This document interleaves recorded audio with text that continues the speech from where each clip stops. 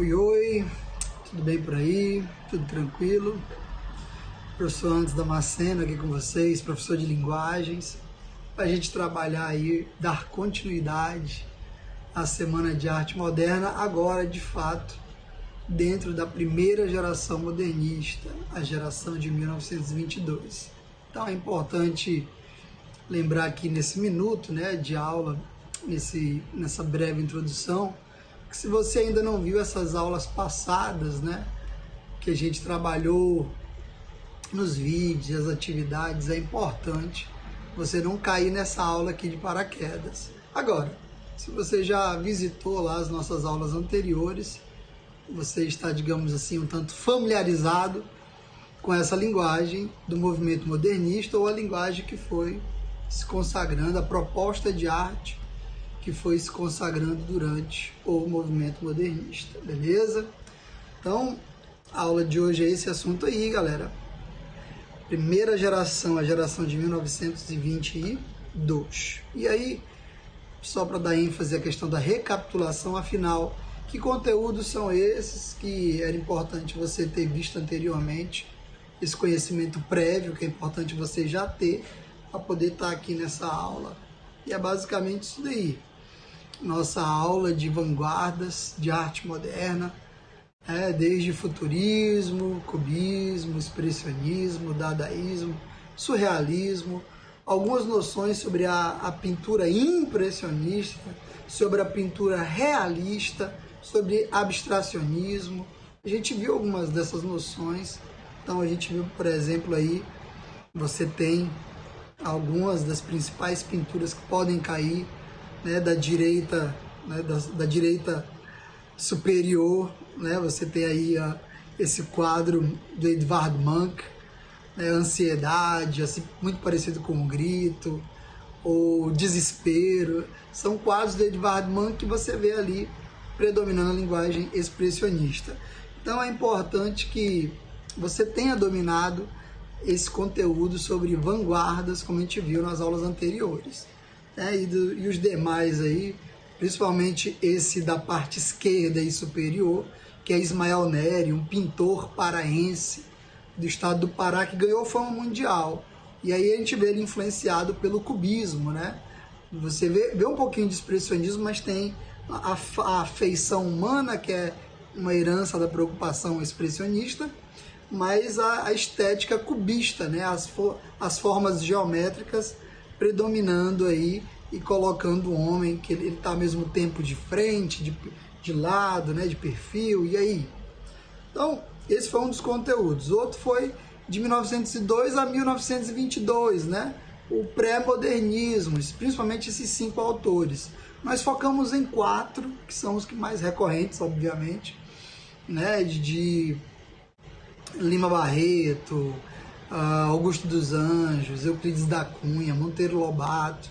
Se você viu a aula com esses caras e resolveu as questões, significa que você já tem um background, uma biblioteca mental aí, que vai te deixar mais seguro nesta aula. Nós também vimos o quê? A Semana de Arte Moderna, a SAM. Quais foram as características que se sedimentam, né, se organizam, se solidificam, né, nesse período de arte, né, modernista. E aí, algumas dessas noções nós vimos também nas aulas anteriores. E aí tem o quê? Liberdade criadora, linguagem coloquial brasileira, estilo conciso, valorização do prosaico, valorização da civilização tecnológica, nacionalismo, mescla de gêneros e senso de humor. Algumas noções muito importantes. São basicamente esses aí os conteúdos, né, que eu acredito assim preponderantes, importantes para você participar dessa aula aqui agora, se sentindo mais seguro daquilo que a gente vai discutir, das reflexões que nós vamos fazer, beleza? Então vamos dando aí uma caminhada sobre a questão da arte. Lembrando que esse assunto, ele aí está entre os 10 mais cobrados, os 10 mais recorrentes. O Enem vai pedir de vocês esse conhecimento sobre os autores da primeira geração modernista, beleza? E aí, ó, você tá vendo aí pelo menos esse levantamento de 1998 até o Enem de 2014. Você vê aí 6 questões envolvendo a primeira geração modernista. Agora, a gente sabe que essa primeira fase ela influencia a segunda, influencia a terceira, influencia os tropicalistas, influenciam artistas até hoje contemporâneos. Então veja que, ainda que não caia diretamente, ainda que o Enem não exija uma questão direta sobre os artistas, poetas, romancistas da primeira geração modernista de 1922, né?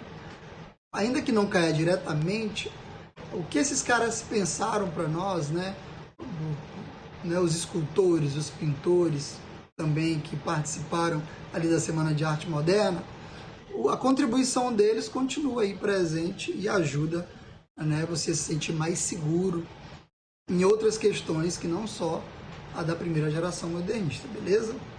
Então, dando aí continuidade, eu sempre dou a ênfase aí para vocês de que a habilidade 16 ela é a mais importante, essa capacidade de relacionar informações sobre concepções artísticas e procedimentos de construção do texto literário. Quando você está no primeiro movimento modernista, esse negócio de concepções de arte, você teve toda uma história de Brasil, né, quinhentismo, barroco, arcadismo, romantismo, realismo, parnasianismo, simbolismo, né, o realismo e o naturalismo, né, paralelamente praticamente, pré-modernismo, e aí agora você tem o quê? Essa ideia de concepções. Você tem que dominar essas escolas, esses estilos de arte. Quando chega aqui no movimento modernista, essas informações, né, são importantes porque os artistas vão fazer uma releitura, grave bem essa palavra. Os críticos de arte, os poetas, os literatos, os romancistas, né, os analistas da arte, eles vão criticar, eles vão reler, aquela ideia de fazer uma releitura do que é o passado artístico e do que é a identidade brasileira. Então é importante sim você dominar esse conteúdo as muitas concepções, as muitas escolas literárias e como que eles vão reler essas visões de arte agora dentro do movimento modernista. A gente vai ver que muitas vão ser criticadas, vão ser desconstruídas e é importante você estar ciente disso. A outra é a ideia dos procedimentos de construção do texto literário, né? A concepção de arte é como é que o modernista vai olhar para o realista? Isso é a concepção de arte. Como é que o modernista vai olhar para o simbolista, para o parnasiano, né, para o romântico? Isso é a concepção de arte. Agora, quais são os procedimentos de construção do texto literário? Ou seja, os modernistas vão usar as mesmas técnicas, vão se valer dos mesmos procedimentos que os românticos usavam, que os realistas usavam. Isso pode ser de interesse da primeira, do Enem, quando cobrar a primeira geração modernista, beleza? Então, caminhando aí, a habilidade 15, a ideia de contexto, 1922, nós demos muita ênfase a essa ideia de você, né, estabelecer relações entre o texto literário e o momento de sua produção. Então, o que os artistas estão vivendo nessa década de 20 do século passado, né? Do século 20? Na década de 20 do século 20, né? O que os artistas estão vivendo aí no contexto histórico, social e político? A gente tem, principalmente nós avaliamos isso na aula anterior sobre a Semana de Arte Moderna. É importante você estar aqui com esse conteúdo, né, fresco aí na sua memória, beleza? O campo das artes, embora não seja a literatura, né, quando a gente fala primeira geração modernista, a gente pensa mais na literatura do que na escultura, do que na pintura, ou na dramaturgia, no teatro. A gente sabe, por exemplo, que a primeira geração modernista, a dramaturgia, o teatro, ele nem vai ganhar tanto espaço, né? O teatro no movimento modernista, ele aparece bem mesmo ali na terceira geração, com Ariano Suassuna praticamente, depois da década de 40, com o Alto da Compadecida.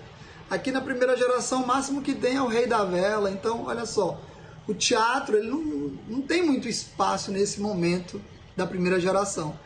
Mas quando a gente trabalha com artes, arte urbana, surrealismo, pinturas rupestres, funções da arte, cubismo, artes plásticas, arte moderna, artes performativas, né? Performáticas, tem a ver com o corpo, com a performance, ou cênicas, e a arte contemporânea, né? O que ainda está vigorando nos dias de hoje. Geralmente a gente coloca de 1945 para cá aquilo que é contemporâneo. Também pode cair sim as obras do movimento modernista, as pinturas da Anita Malfatti, da Tarsila do Amaral, e ser cobrado aí dentro desses conteúdos de arte. Ou então cobrar um diálogo, te dar um texto literário e cobrar pintura ao mesmo tempo, beleza? Dando aí continuidade, a habilidade 13, né, analisar as diversas produções artísticas como meio de explicar diferentes culturas, padrões de beleza e preconceito.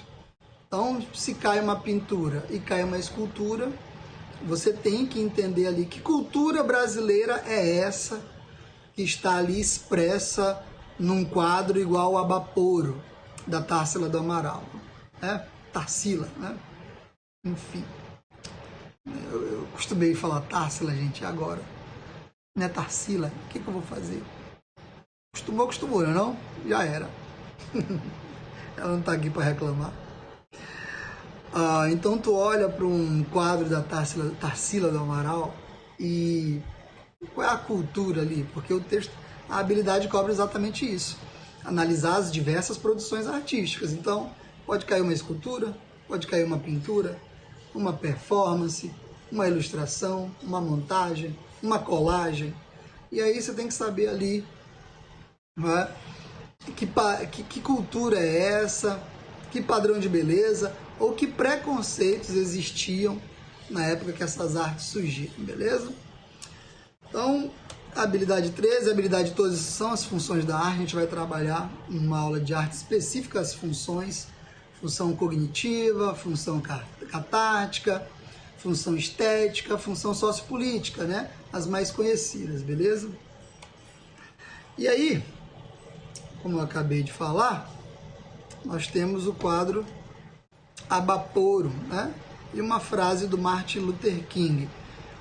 Que raios tem a ver, que cargas d'água tem a ver Martin Luther King com a nossa aula aqui? Mas vamos ver a frase dele?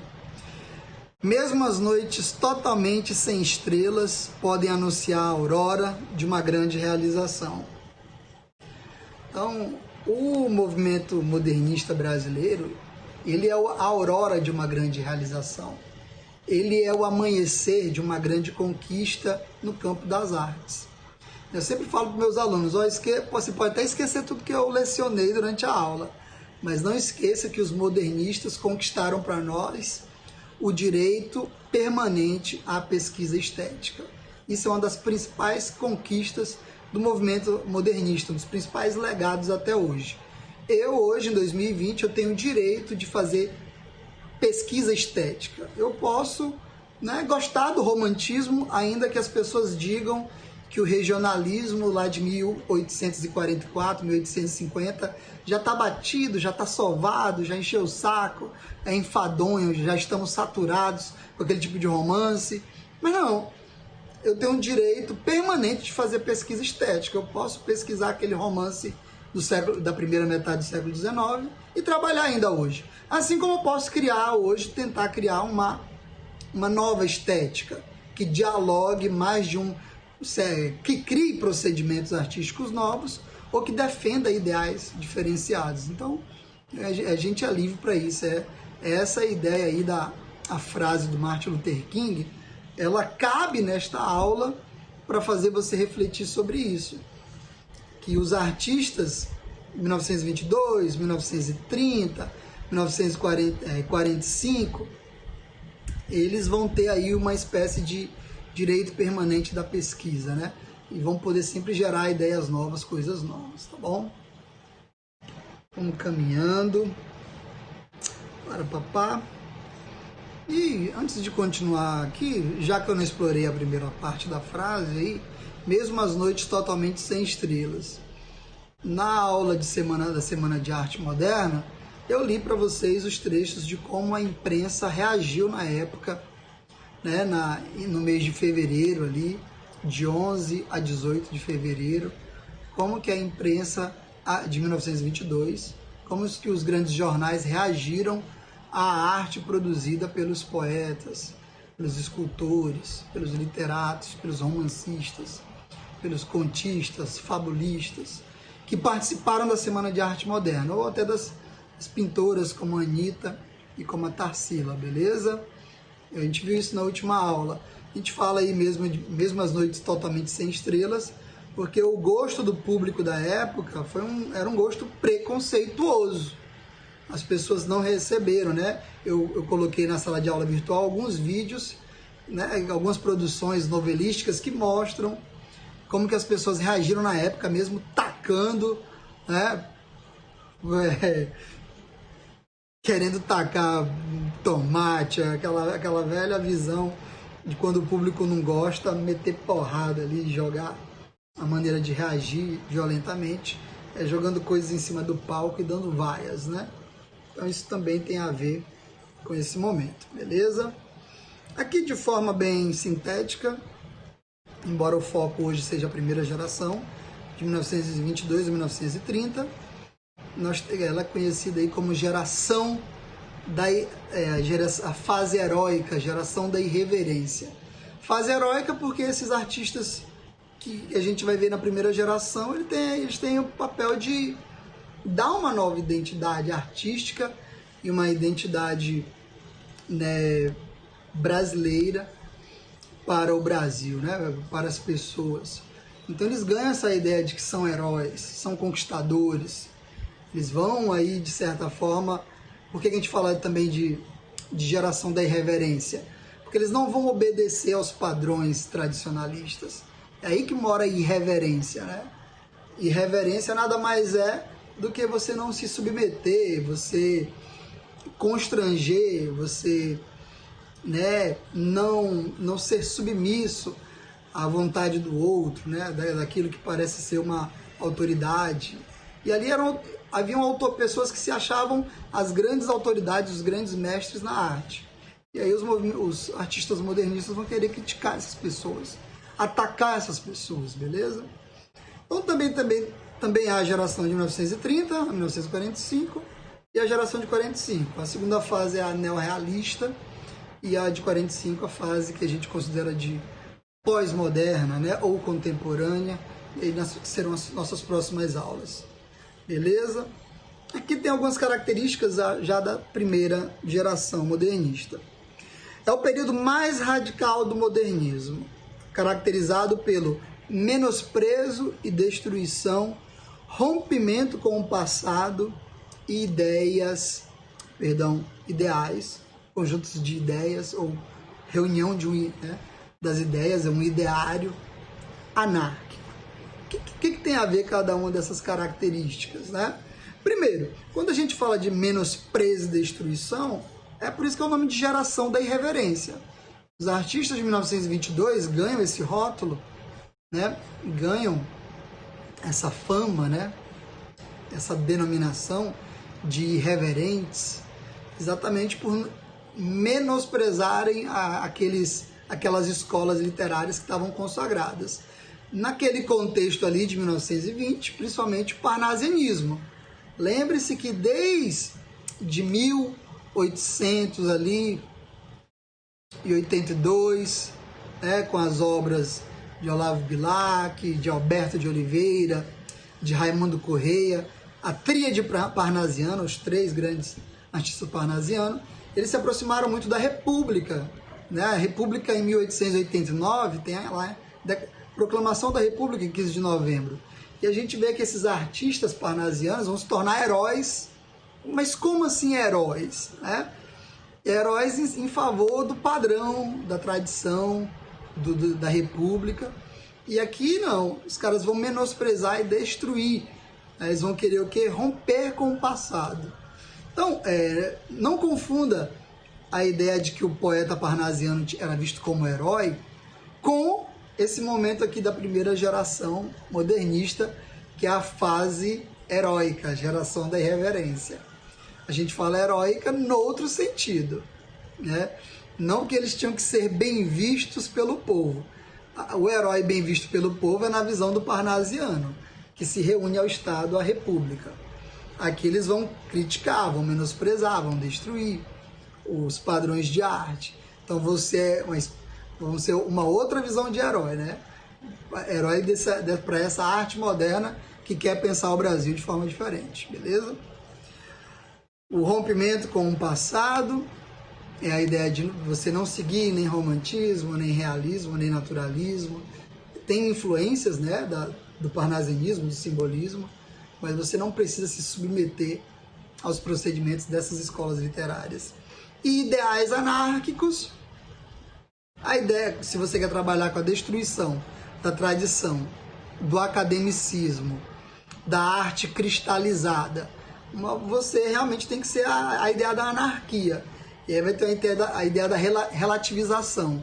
Não vai existir mais um padrão de beleza. Desde ali das vanguardas europeias, futurismo, cubismo, né? Expressionismo, surrealismo, dadaísmo, você vai ver que está tendo aí alguma anarquia. O fenômeno da desrealização está destruindo essa capacidade de nós absorvermos o mundo de forma clássica, né? Absorver espaço e tempo na visão clássica de 1500, herdada, recebida até ali em 1700 pelos iluministas. Tudo isso vai ser destruído, né? Dando continuidade, o nacionalismo exagerado, não confunda o nacionalismo da primeira geração modernista com a geração nacionalista do romantismo de 1836. Afinal, qual é a diferença, né? A gente pode dizer que existe nacionalismo na primeira geração do romantismo como na primeira geração do movimento modernista. A diferença básica é que o Brasil ainda estava ali num projeto de nação. Em 1822 foi declarada ali a independência do Brasil, 7 de setembro, Grito do Ipiranga, vocês conhecem a história, ainda que meio falseada, mas como chegou a nós narrada, como ela chegou até nós narrada com essas ideias meio que idealistas, né? Aquele nacionalismo exagerado, ufanista, da primeira geração, né, romântica de 1836, está preocupado ainda com criar um sentimento de Brasil.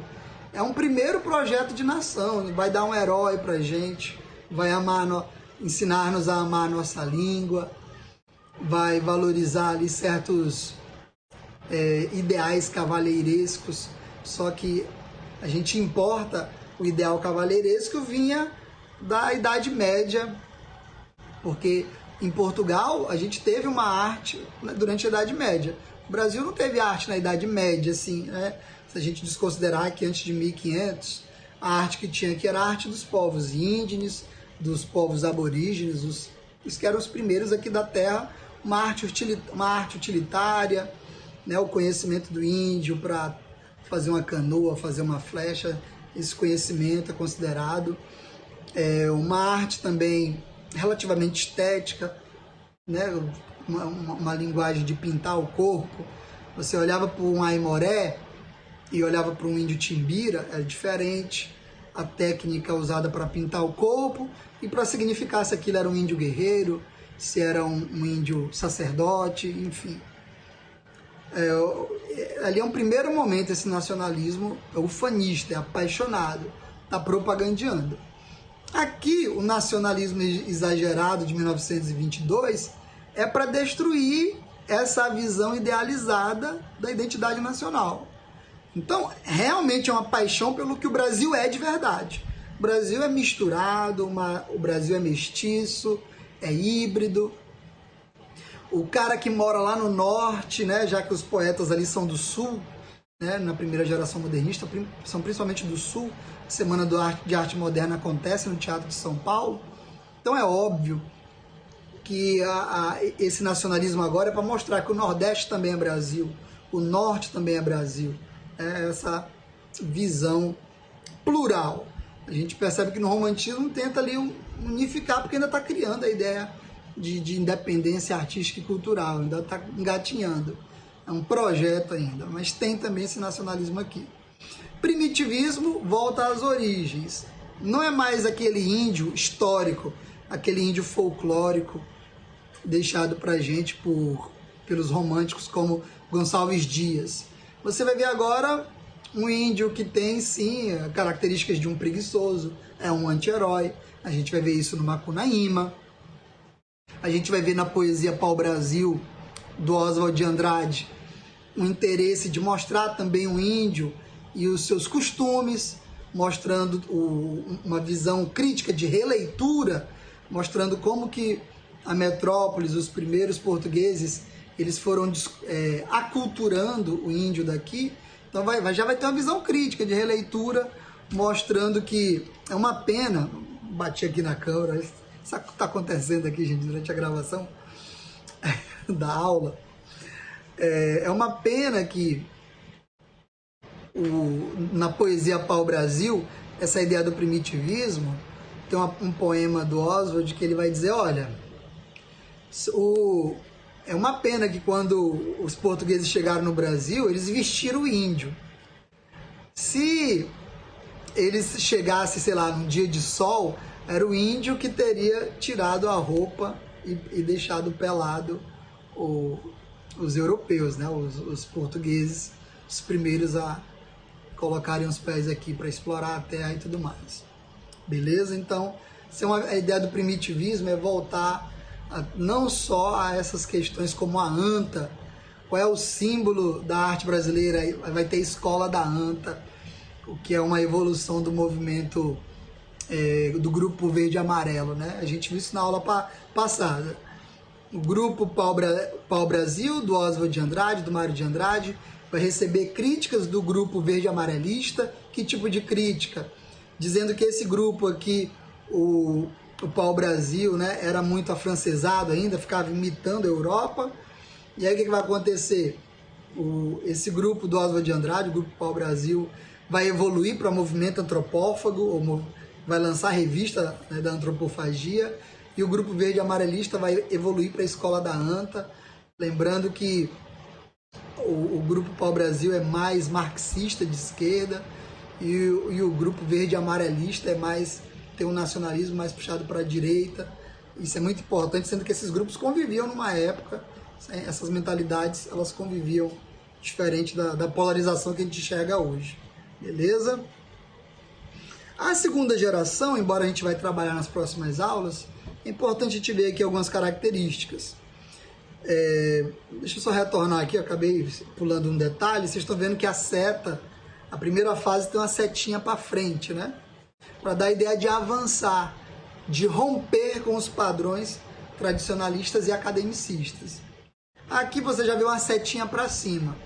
Porque os escritores da segunda fase, neorrealista, eles já são um pouco mais maduros, não são tão jovens como os poetas e literatos da primeira geração. Então essa seta para cima é que eles vão buscar amadurecer as conquistas da geração de 22, né? Então é uma fase de construção, ideias inovadoras e muita produtividade. Tem aí uma literatura construtiva, de consciência política, ou seja, vai ser uma arte mais engajada, principalmente entre os poetas Carlos Drummond de Andrade, Vinícius de Moraes, ou entre os romancistas como Graciliano Ramos. A gente vai ver isso mais para frente. E era uma geração aí de reflexão e amadurecimento. Veja que a setinha para cima é que eles já não precisavam mais toda aquela violência pregada pela primeira geração, a fase heróica, a geração da irreverência. Aquele humor, de certa forma, violento, não interessa tanto agora para os escritores da segunda geração. Eles querem mais amadurecer, buscar, né, maturar, a ideia de maturação, aprimoramento, desenvolvimento dos ideais que foram defendidos ali durante a Semana de Arte Moderna e que a primeira geração conquistou para nós. A terceira fase, que seria aí a pós-moderna ou contemporânea, porque de 1945 até hoje, né, até 2014, o Mariano Suassuna, que é dessa fase, estava vivo, né? O Ferreira Goulart, salvo engano, 2017, 2018. Ai. Tava vivo aí até esses dias, o Ferreira Goulart. Então, sujeitos desse momento aí, tá bom? Então, a fuga dos excessos do início de 22, eles vão já bem mais maduros ainda, né? Bem mais velhos. Eles vão perceber que o radicalismo da primeira geração modernista pode acabar prejudicando a arte também. Assim, eles criticavam o tradicionalismo, o academicismo, mas o pessoal de 45 também vai fazer uma autocrítica, né? Aquela ideia de você dar um banho na criança e ser muito radical e na hora de jogar o balde com a água fora, jogar a criança junto, né? Então a ideia é mais ou menos essa. Eles vão tentar recuperar, né? Fuga dos excessos. Na prosa, produção intimista e introspectiva, né? Com Clarice Lispector, por exemplo, e o Guimarães Rosa. Literatura regionalista, repita aí o Guimarães Rosa, mas a gente vai ter também na poesia do João Cabral de Melo Neto uma preocupação com esse homem do campo, beleza? Dando mais uma caminhada, só dando uma ênfase aqui, galera, que esse conteúdo da segunda e da terceira geração, a gente vai ver nas próximas aulas, os exercícios e aulas específicas sobre cada um dos artistas, cada um dos poetas e romancistas, né? Eu falei para vocês que os dramaturgos aparecem pouco na primeira e na segunda geração, começam a ganhar destaque, na verdade, na terceira geração, com o Ariano Suassuna e até com o Nelson Rodrigues, né? Que a Globo, inclusive, já adaptou muitas peças e obras dele. Mas fica uma orientação aqui da importância de você ver esses movimentos como, não como escolas literárias, mas como movimentos plurais dentro de... São 3 movimentos que buscam esse negócio de setinha para frente, setinha para cima, setinha para trás, que eu coloco aqui de maneira mais didática, né? Para ajudar você a entender o que é a primeira, a segunda e a terceira geração do movimento modernista. Mas também existe aí o interesse de você perceber que dentro dos movimentos eles são plurais, né? Eles vão, às vezes, você vai ver o João Cabral de Melo Neto, que foi o último artista que eu mencionei aqui nessa aula, ele vai ter aí um interesse de trabalhar, por exemplo, uma estrutura, uma preocupação com a forma que a gente via muito lá nos artistas parnasianos. Olha só, os parnasianos que foram tão criticados pela primeira geração, que a gente vai ver nessa aula aqui, inclusive vimos na aula da SAM, Semana de Arte Moderna, beleza? Então, só uma ênfase aí, perceba que a arte ela tem esses movimentos de releitura, de busca de aprimoramento e desenvolvimento, mas também tem essas ideias de olhar para o passado e ver, será que não tinha coisa lá que nos interessava trabalhar agora também, né? Caminhando, vamos aí para de fato todo esse momento aqui fazendo uma visão geral das 3 gerações modernistas, né? Apresentando para vocês aí uma recapitulação das aulas passadas e adentrando aqui de fato a geração de 22. Então, basicamente tem alguns exercícios para vocês responderem, né? Assistam essa aula aqui, parem um pouco e tentem entrar aí no Mário de Andrade, no Oswald de Andrade, no Manuel Bandeira, que a gente vai ver um pouquinho mais dele nos próximos vídeos, beleza? Sucesso para vocês, até mais!